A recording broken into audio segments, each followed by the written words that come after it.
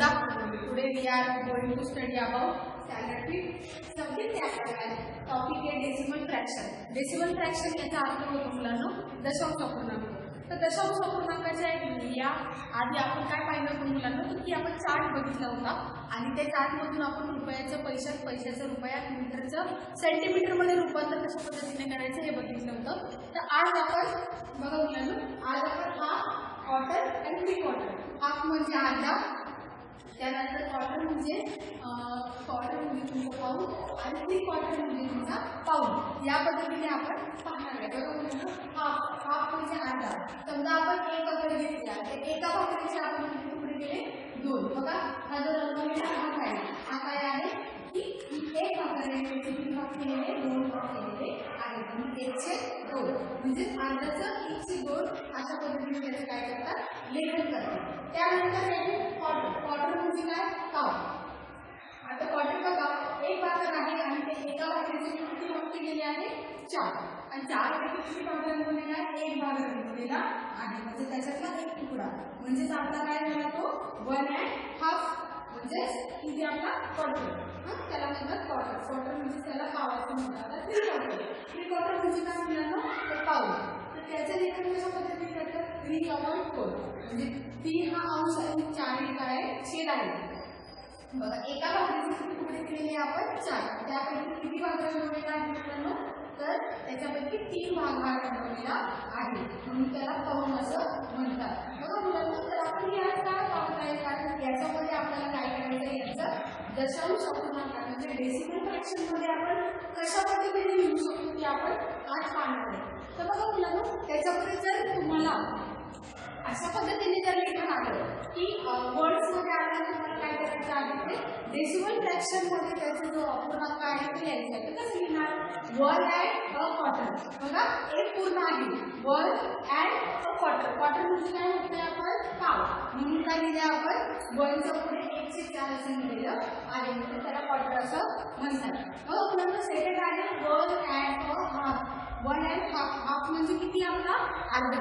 बरोबर. म्हणून 1.5 या पद्धतीने आपण काय करतो? त्याचं लेखन करतो. 1.5. तुम्हाला जर विचारलं की 1.25 कसं लिहितात? 1.25चं काय? म्हणून 1/4 हा जो भाग आहे तुम्हाला त्यापुढे मांडायचा आहे किंवा लिहायचा आहे. पण जर तुम्हाला म्हटलं की 1.5 कसं लिहितात? तर 1 आणि अर्धा. हाफ म्हणजे अर्धा. 1 आणि अर्धा. त्यानंतर 1/3. 1/3 म्हणजे पाऊण भाग. म्हणजे एक पूर्ण आहे आणि त्याचा दुसऱ्या चपातीचा पाऊण भाग म्हणजे 3/4 या पद्धतीने. आता बघा मुलांना, याच्यामध्ये फोर्थ जे आहे ते लिहिलेलं आहे 17.5. 17 याचा अर्थ 17 मध्ये अक्षरामध्ये 17 आणि किती यायचं आपल्याला? 1/2 यायचं आहे. 1.5. तर आपण काय लिहिणार त्याच्यामध्ये? हाफ म्हणजे किती लिहायचं? अर्धा.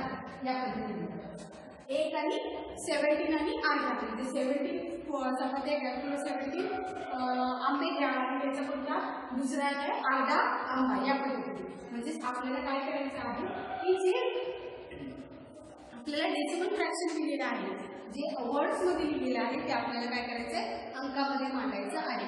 तुम्हाला प्रॅक्टिस सेट नंबर जो 40 आहे याच्यामध्ये पण तुम्हाला त्याच पद्धतीने सोडवायचं आहे. काय किती समजा लिहिलंय? समजा 1 नाही तर 2 आहे. 2 and क्वार्टर. काय करणार आपण? 2 and क्वार्टर कसं लिहिणार? 2 and क्वार्टर या पद्धतीने. क्वार्टर म्हणजे किती? आपल्याला इथे मी तुम्हाला सांगितलेलं आहे क्वार्टर म्हणजे पाव. आपल्याला काय करायचं? मगाशी मी तुम्हाला सांगितलं अर्धा, पाव, पाऊण. बरोबर. त्याच्यानंतर मी काय सांगितलेलं? 1/2 आणि क्वार्टर कशा पद्धतीने लिहायचे एकच लिहावं. पण प्रॅक्टिस सेट नंबर जो 40 आहे त्याच्यामध्ये काही उदाहरण आहे की तुम्हाला शाब्दिक दिलेली आहे पण त्याचं काय करायचं? आपल्याला डेसिमल फ्रॅक्शनमध्ये लिहायचं आहे. कशा पद्धतीने लिहिणार? Write the following fractions a decimal fraction. म्हणजे काय केलेलं आपल्याला? काही फॉलोइंग फ्रॅक्शन्स दिलेले आहेत. तुम्हाला काय करायचं आहे? डेसिमल फ्रॅक्शनमध्ये त्यांचं रूपांतर करून तुम्हाला लिहायचं आहे. तर बघा पहिले काय दिले? 2.5. 2 म्हणजे किती? 2. हाफ म्हणजे किती? अर्धा. म्हणजे 2.5 अशा पद्धतीने तुम्हाला ते लिहायचं आहे. Second 2 and quarter. 2 पूर्ण आणि क्वार्टर. क्वार्टर म्हणजे 1.5. 1/4. तर थर्ड आहे 10 and हाफ. 10 and हाफ म्हणजे 10 भाग आणि पुढचा जो आहे अर्धा भाग.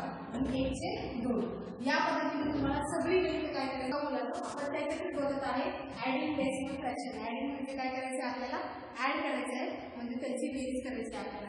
बघा पहिला मी प्रॅक्टिस सेट जो आहे आपला 41 त्याच्यामधलेच काय गणित घेतलेले आहे. फर्स्ट आहे 1.5 मीटर म्हणजे काय 1.5 मीटर.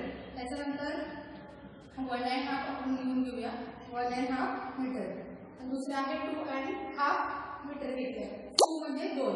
दुसरा आहे 2.5 या पद्धतीने. पण आपल्याला काय करायचं आहे त्यांची बेरीज करायची. बेरीज करताना बघा अर्धा आपण कसं लिहितो मुलांना 1.5 किंवा 1.50 अशा पद्धतीने आपण लिहितो अर्धा लिहिताना. पण याचं जे रूपांतर आहे ते आपण काय करतो डेसिमलमध्ये लिहिताना आपण काय करतो त्याचा आधी पॉईंट कसं लिहितात. पण पॉईंटमध्ये काय करायचं ते लिहायचं. आणि दुसरं पण 2 आहे 2 आहे 50 या पद्धतीने त्यांची काय करायचं आपल्याला ॲड करायचं आहे बेरीज करायची आहे.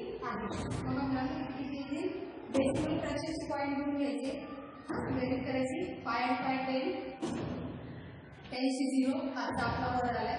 त्यानंतर ते काय करायचे ॲड करायचे 1 + 2 किती झाले 3 आणि हा वरचा 4 म्हणजे पूर्ण आपले किती झालेले आहे 4 इंटू काय झालेलं आहे ते कापड पूर्ण तयार झालेलं आहे. अशा पद्धतीने 1 and आपण लिहिले आपण त्याचं रूपांतर आपण कशामध्ये केलं आहे फ्रॅक्शन 7 and क्वार्टर फक्त 1/4. बघा हा झाला भाग पाऊलचा आणि हा झाला पाऊचा. तर बघा पाव आणि पाऊल तुम्हाला लिहिताना क्वार्टरमध्ये किती येणार 75 येणार. 75 म्हणजे डेसिमल फ्रॅक्शन नंतर आपल्याला काय लावावं लागेल तो दशांश पूर्णांकानंतर आपल्याला 75 लावे लागतील. पण ॲड करताना आपण कसं लिहिणार हा जो भाग आहे 33/4 and 1/4 काय लिहिणार 70 दिले आपल्याला. पाऊचं दिलेलं आहे 75 आणि पाऊचं लिहिलं आहे 25. आपल्याला काय करायचं त्यांची बेरीज करायची. जरा किती येणार 5 × 5 10 7 परत किती येणार 10 चलाला 1 किती आले आपले 12 या पद्धतीने. म्हणजेच आपल्याला पूर्ण काय मिळालेली आहे क्वार्टरची संख्या जी आहे ती मिळालेली आहे 7 and 3/4 म्हणजे 3/4 म्हणजे पाऊण भाग आणि किती येतात आपले 75. 7 आणि 1/2 म्हणजे आपले क्वार्टरचा भाग आला 25. मग आपल्याला काय करायचं ते ॲडिशन करायचं आहे.